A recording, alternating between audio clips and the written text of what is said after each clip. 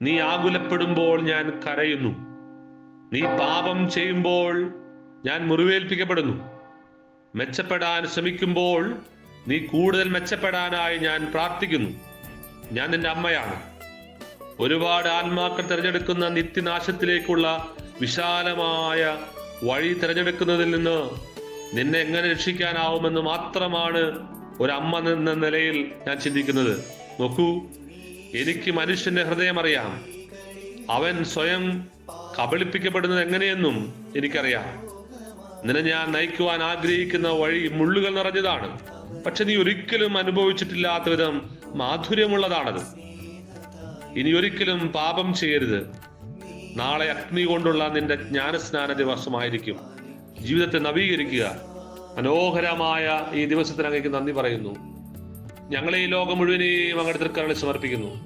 ഈ രാത്രിയിൽ ഞങ്ങളെ കാത്തുപാലിക്കാൻ അങ്ങയുടെ ദൂതന്മാരെ നിയോഗിക്കണമേ. നമ്മുടെ കർത്താവായ ഈശോ മിശിഹായുടെ കൃപയും പിതാവായ ദൈവത്തിന്റെ സ്നേഹവും പരിശുദ്ധാത്മാവിന്റെ സഹവാസവും നമ്മെല്ലാവരോടും കൂടി ഉണ്ടായിരിക്കട്ടെ, ഇപ്പോഴും എപ്പോഴും എന്നേക്കും. ആമേൻ.